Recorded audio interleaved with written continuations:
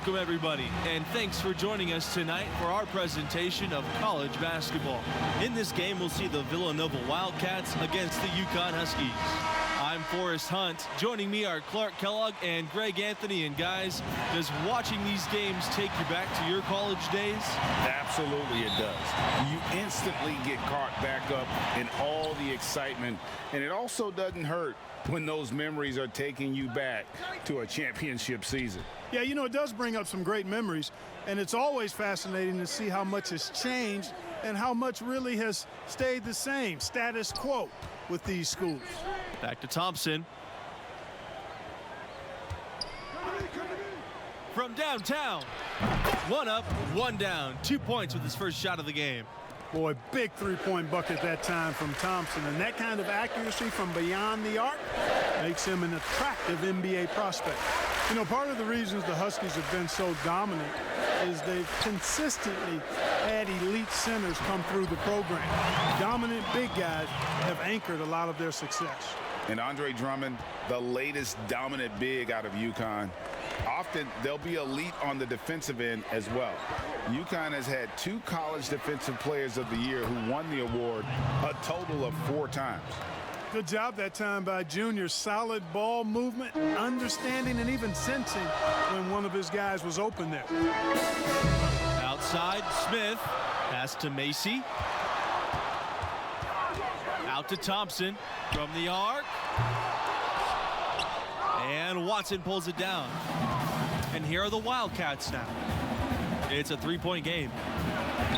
And he banks in the layup. Great concentration that time and body control from Watson. Took the bump on the J and still got it down. Macy on the wing.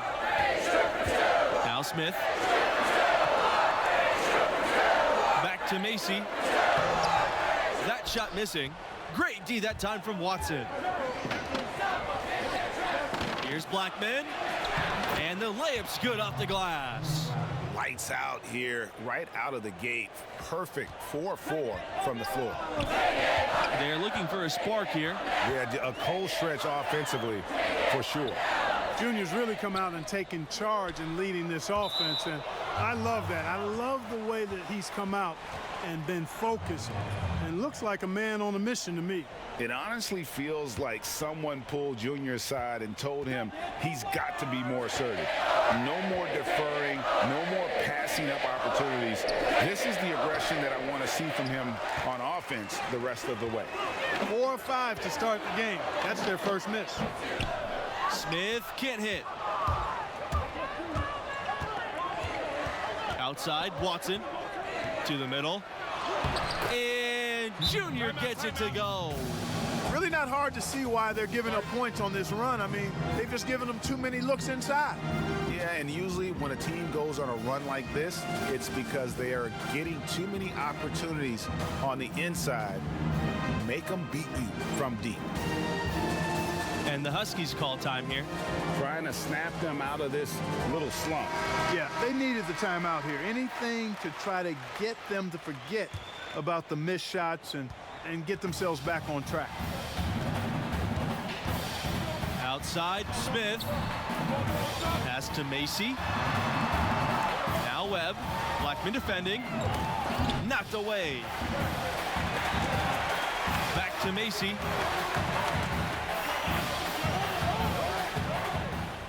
Now here's Smith. 6 on the shot clock. Scott with it.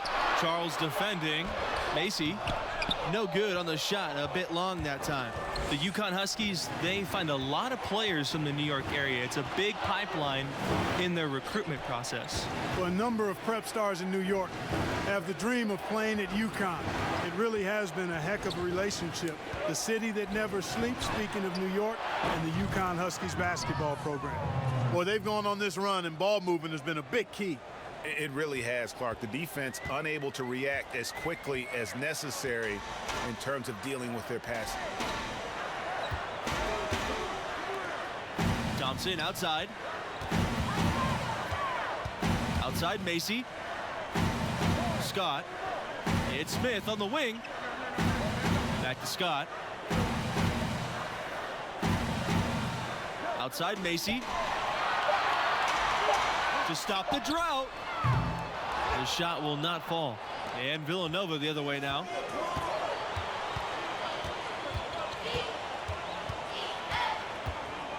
Junior high post. Back to Thompson. To the paint. And Junior throws it down. Yeah, we're seeing some fireworks from them already. But no time to relax here. They've got to keep the pressure on with the defense, and I think they've got to try to put this one away early. And the Huskies call time here. And looking to stop this run and get back on track. And, you know, that's a huge part of a coach's job, making sure you keep your guys in the best position possible at all times. So I like this timeout. You know, the Huskies have not always been a premier basketball program. Had success early on in the 20th century, but then burst back onto the scene in the early 90s in a big way nationally.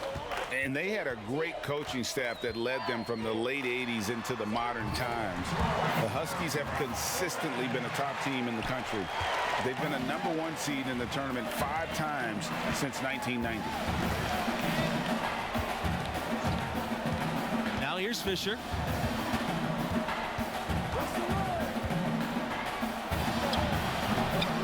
Here's Junior in the hoop for his 3rd make from the field. He's 3 for 4 thus far in the contest. Outside, Smith. Pass to Porter. Wide open. And yes, he got the English that time as it falls. And that's how you read the floor offensively. Smith seems to always know what's going on. Here's Charles. And here's Fisher, guarded by Smith. And the basket is good. Pick works well there. Not much resistance from the D. Yeah, that's not the defense you need. You got to be tougher defensively. And the UConn Huskies with a ton of players in the NBA. Kemba Walker, the big name right now, but he's just the latest in a long list. The team does a great job of identifying and developing their talent. You know, even though he missed that one, great shooters have a way of feeling when they've got enough room to pull the trigger. No doubt about it. The defense, you can see him exhaling right now. Fortunate that he didn't knock that one down. Now here's Charles. Pass to Justice. And it's UConn with the rebound. For the Huskies, guys, it's a lengthy list of active NBA players. Because UConn as a program has done such an outstanding job of developing talent, it feeds on itself. They continue to be able to recruit outstanding players from all over the country because those younger players have seen the job UConn does in developing those who play for the Huskies.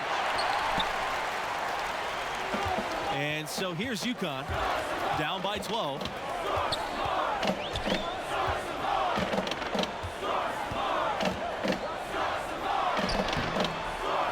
Misses the layup. He had him with the pump fake. Now the Wildcats with it. Charles off to a good start as he hits his first shot attempt. It all started with the pass. That's what coaches love to see, ball movement. Now Scott. They could use a big shot here to get this offense going. Too many empty possessions. Right now, they need a basket. How about the Connecticut Huskies? 4 national titles for this small school on the East Coast. They won it in 99, 04, 2011, and 2014. Jim Calhoun built it from scratch, and they've got a heck of a pedigree now. Time called here. The Wildcats will talk it over.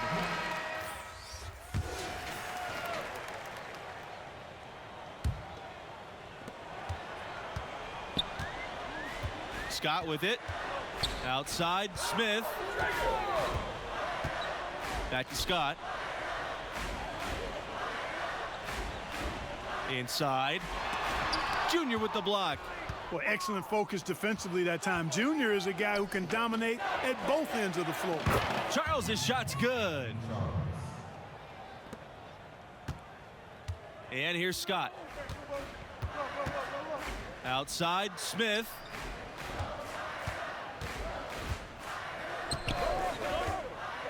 Back to Scott. Fires the 3. It's hauled in by the Wildcats. Boy, with an open look like that, he is so gifted. Man, you've got to play better defense. Eventually, he's going to make you pay.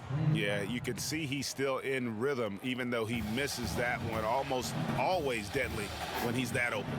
And as great as the UConn men's program has been, it is just a small star in the galaxy of the women's program. You talk about dominant, excellent, championships, 11 titles, and always near the top of the polls on the women's side. They are unlike any other women's program in just about any sport. And there's a pattern starting to take shape here. They're working it inside and getting good shots from close range. Well, I agree with you. 4 of their last 5 baskets have been exactly of that variety. And guys, with the UConn women, all those titles and also 6 seasons where they went undefeated, that's simply unprecedented.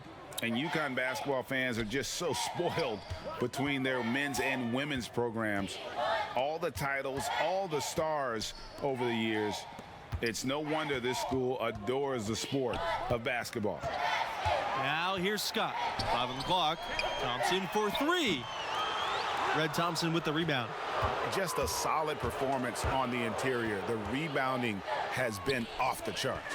Yeah, you look across the board, it's actually sizing up, shaping up to be a great game. I mean, strong performances throughout, and they've really been strong on the glass. The shot no good by Scott. Oof, this has been brutal. I mean, he still hasn't made a single shot. No wonder they're struggling.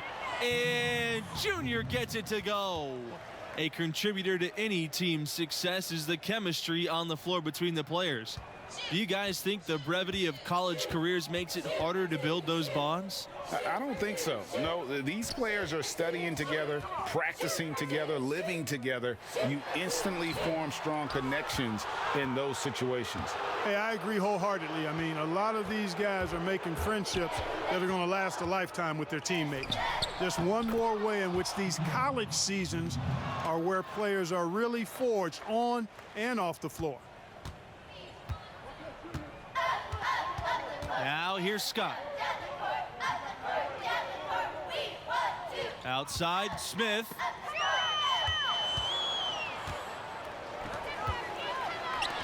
Here's Charles.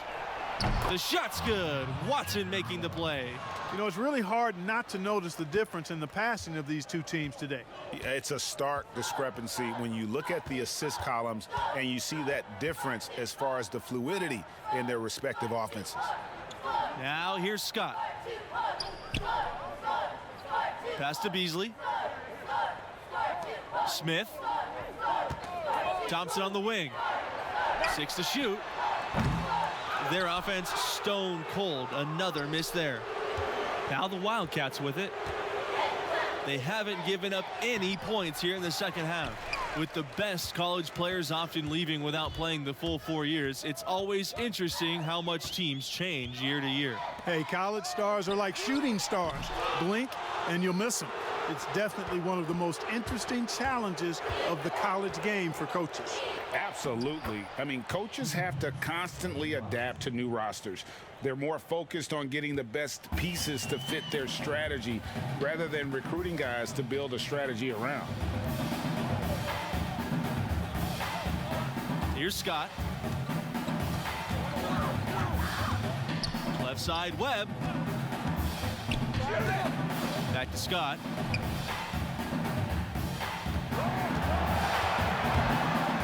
Here's the teardrop. Now Watson. And Blackman slams it in. Heads up play by Watson that time, whipping the pass to the open teammate. Smart play. Outside, Smith. Back to Scott.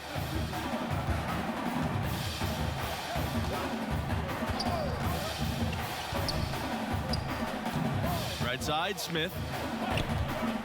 The shot from 20 feet. It's hauled in by the Wildcats. No matter what looks they get, they just can't convert to stop this run. And, you know, they've got to be careful because this is when the team concept breaks down and guys start playing hero ball. And so here's UConn.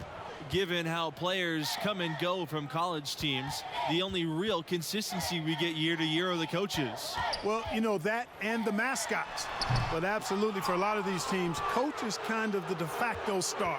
And given how rapidly the lineups change, it's really a unique challenge to succeed as a coach at this level because of all the roster turnover every couple of years. I have to agree with that. You're constantly reshaping your approach in reaction to your latest recruits and losses. It's an impressive balancing act they have to pull off. That kind of energy and hustle on the glass usually produces good results. Pass to Junior.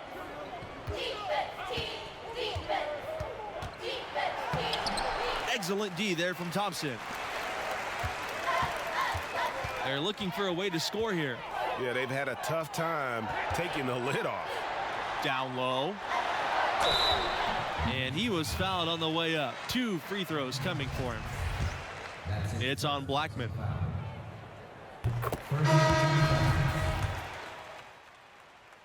So we see the Wildcats taking the W here. And it's interesting that they were able to win so comfortably despite an off game from Junior. He's got to be grateful to have that kind of talent alongside him. You know, this one got out of hand, actually was a laugher, but his enthusiasm tempered a bit by the fact he knows he can play better. And guys, I know he will. And for Greg Anthony and Clark Kellogg, I'm Forrest Hunt. Thanks for watching, and we'll see you next time.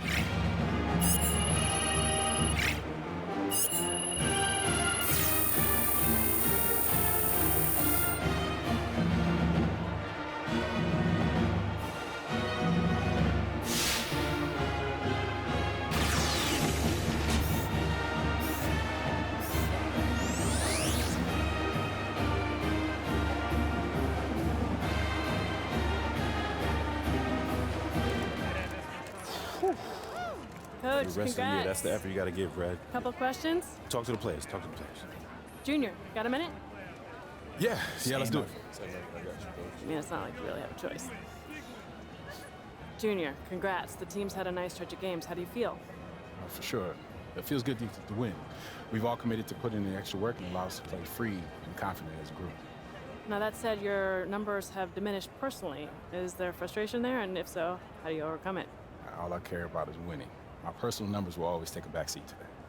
There's a school of thought in this game that your best player has to be your best player every night in order to be a great team. Is this a great team, and are you its best player? All I can say is that it's a work in progress. Okay, well, that said, if you want to be the top player in the country, which I assume you do, isn't consistency key? It is, and I'll get there. But like I said, we got the win, and that's all that matters, Alex. All right, well, congrats. Thanks for your time, Junior. Likewise. You are really enjoying this, aren't you?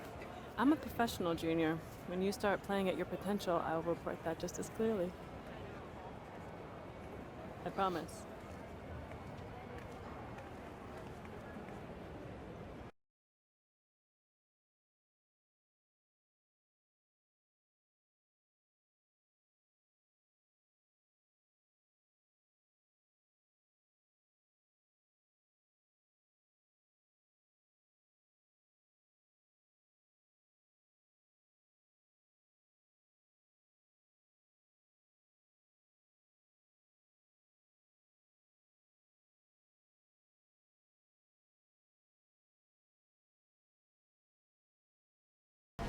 You're getting ghosted. Yo, I'm not getting ghosted. She's on the road. And you on the road too. All right, how many days since she texted you last? Exactly, delete her number and free your mind. We got a big game coming up and you don't need this eating you up. I'm gonna be fine by game time. See? It ain't her. Nope, it ain't.